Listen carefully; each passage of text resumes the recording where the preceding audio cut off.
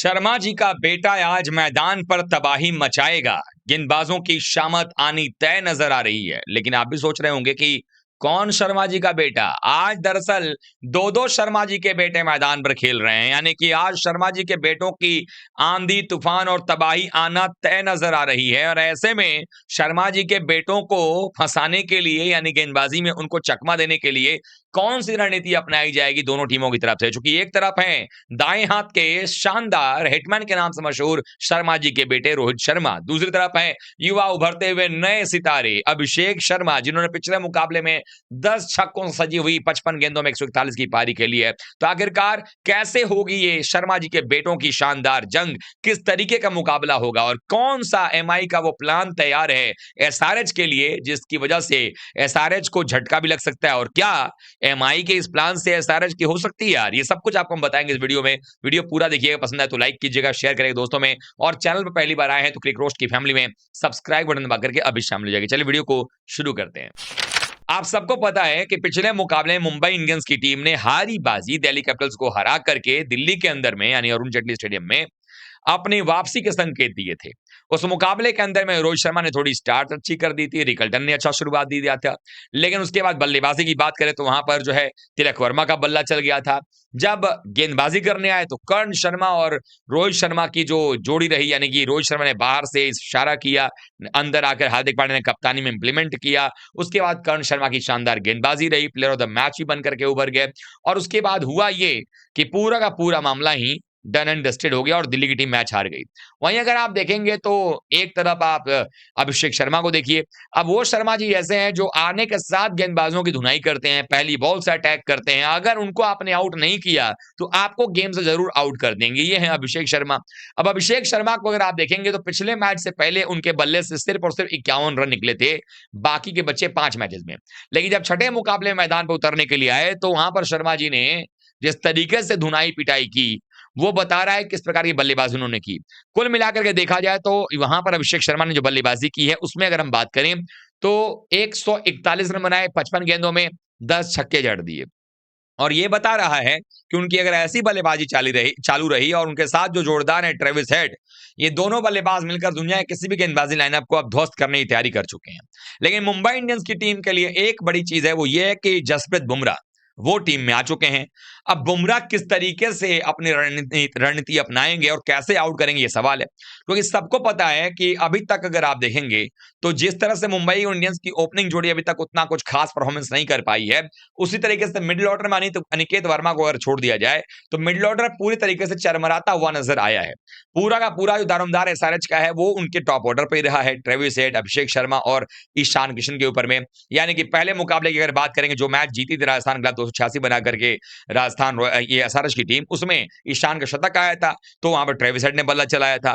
लेकिन उसके बाद अगले 4 matches back to back team हार गई थी, क्योंकि ओपनर नहीं चल रहे थे, अच्छी बल्लेबाजी नहीं हो रही थी। लेकिन जब चले तो क्या खूब चले, 240 चेज कर गए। और उसके बाद जो है दहशत गेंदबाजों में फैली हुई है कि अभिषेक शर्मा को कैसे रोका जाए, क्या उसके लिए कोई प्लान तैयार है।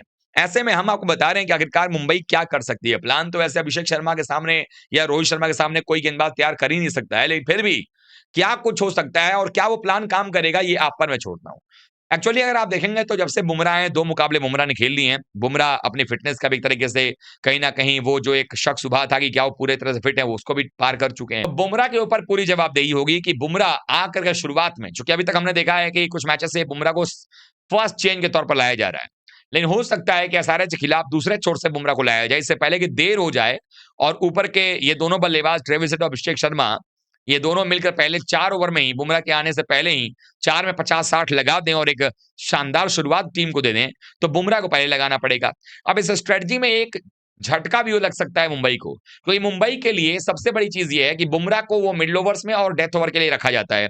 अब ऐसे में अगर आप अभिषेक शर्मा और ट्रेविस हेड को आउट करने जाते हैं इस रणनीति के साथ कि वो आइए और पहले 2 ओवर आप डाल दो, तो फिर बुमराह का जो पहले 2 ओवर जो बचा हुआ रहेगा, उसमें या तो आप मिडल ऑर्डर में उनको मिडल ओवर्स में आप नहीं करवा पाएंगे, या फिर अगर आप मिडल ओवर में आप करा लेते हो तो डेथ ओवर में सिर्फ 1 ओवर बुमराह का रह जाएगा। और कहीं गलती से भी बुमराह की गेंदों पर भी आउट नहीं हुए दोनों बल्लेबाज, तो लेने के देने पड़ जाएंगे, बाद में भी गेम चलाने के लिए और रोकने के लिए कोई नहीं रह जाएगा। क्योंकि अगर आप देखें तो ट्रेंट बोल्ट बाएं हाथ के तेज गेंदबाज हैं, और सबसे बड़ी समस्या ये रही है कि ट्रेंट बोल्ट वो गेंदबाज हैं जिनके जिनके खिलाफ में बाएं हाथ के बल्लेबाज थोड़े से तेज खेलते भी हैं, और अभिषेक शर्मा और ट्रेविस हेड को बोल्ट की गेंद पसंद भी आएगी। जिस प्रकार के फॉर्म में अभी बोल्ट चल रहे हैं, इसमें कोई दो राय नहीं कि 4 ओवर 70 भी खा जाए, तो वो भी एक कहीं ना कहीं रिस्क रहेगा। तो हो सकता है कि दीपक चाहर और बुमराह शुरुआत करें, या ट्रेंट बोल्ट और बुमराह के साथ शुरुआत हो जाए। अगर बोल्ट मार खाए तो फिर दीपक चाहर आ जाए। अब दीपक चाहर के साथ प्रॉब्लम ये है कि दीपक चाहर के सामने अगर आप ऐसे बल्लेबाज रख दें जो कि मार कुटाई करने में आगे रहते हैं, तो वहां पर भी दीपक चाहर एक बार अगर उनकी लाइन लेंथ बिगड़ गई और मारना शुरू हो गया, तो इतने दबाव में आ जाते हैं कि 4 में 60-70 वो भी खा लेते हैं। कुल मिलाकर के पैसा वसूल मुकाबला होना है, यानी आप ये मान के चल सकते हैं कि दोनों तरफ से धुनाई कुटाई पिटाई होने वाली है गेंदबाजों की। रहम बिल्कुल नहीं किया जाएगा। अब ये तो अभिषेक शर्मा की बात हो गई, सामने रोहित शर्मा है। अभी तक के इस टूर्नामेंट में रोहित शर्मा भी 6 मुकाबले खेल चुके हैं। मुंबई की टीम जो है वो 7वें नंबर पर है, तो एसआरएच अब जो है इस वक्त 9वें नंबर पर है। बात नेट रन रेट की है। अब इस मुकाबले के अंदर में अगर रोहित शर्मा का बल्ला चला, तो हम सब जानते हैं कि वो ना सिर्फ एमआई को एक अच्छी शुरुआत देंगे, बल्कि एक ऐसे स्कोर तक पहुंचा सकते हैं जहां पर कि उनकी टीम जीतने के बारे में सोच सकती है। लेकिन सबसे इंटरेस्टिंग पार्ट ये होगा कि मुंबई और एसआरएच, इन दोनों में से टीम पहले बल्लेबाजी कौन करेगी, क्योंकि मुंबई की टीम ने पहले बल्लेबाजी करके तो डिफेंड कर लिया था इसको दिल्ली के खिलाफ में, लेकिन उनको ये भी बात पता है कि अगर पहले बल्लेबाजी किया तो अभी अभी जो है एसआरएच की टीम 246 चेज करके आई है। अब हैदराबाद में जो विकेट था पाटा था, तो मुंबई का विकेट उससे कम भी नहीं है। मुंबई में भी खूब सारे रन बनते हैं और गेंद खूब ट्रेवल करती है बाउंड्री लाइन के बाहर।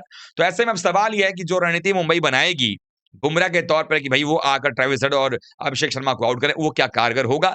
और क्या एसआरएच के पास यह रणनीति अब नहीं है कि भाई ओपनर के बाद ईशान का भी बल्ला चलना बाकी, और ईशान भी एक ऐसे खिलाड़ी हैं जो मुंबई में मुंबई इंडियंस के लिए बहुत सारे मैच वानखेड़े में खेल चुके हैं, तो उनको भी इस विकेट का और यहाँ के माहौल का पूरा आइडिया है, और मुंबई ने इस बार उनको चुना नहीं। तो क्या ईशान किशन के बल्ले से कोई बड़ा प्रहार आ सकता है? चूंकि ये सीजन ऐसा चल रहा है जहां राइवलरी देखी जा रही है, जो खिलाड़ी आपकी टीम से बाहर गया वो खिलाड़ी आपके खिलाफ ज्यादा परेशान कर रहा है। तो क्या ये कुछ होने वाला है? आपको क्या लगता है कि यहां से किस तरीके से मुकाबले का रिजल्ट आने वाला? आप किसको सपोर्ट कर रहे हैं बताइएगा। और हाँ, एक और बात बता दूं यहाँ पे कि जो टीम जीतेगी उसके चांसेस रहेंगे अभी भी प्लेऑफ में जाने के, लेकिन जो टीम हारेगी वो एक कदम और पीछे हो जाएगी प्लेऑफ की रेस से पहुंचने के लिए, या प्लेऑफ की रेस से बाहर होने के लिए कदम और करीब हो जाएगी, ये आप कह सकते हैं। तो आपको कैसी लगी ये वीडियो? पसंद आया तो वीडियो को लाइक कीजिए, शेयर कीजिए दोस्तों में, और चैनल पहली बार आए हैं तो क्रिकेट की फैमिली में सब्सक्राइब बटन दबा करके अभी शामिल हो जाइए। मिलते हैं एक बार फिर से, तब तक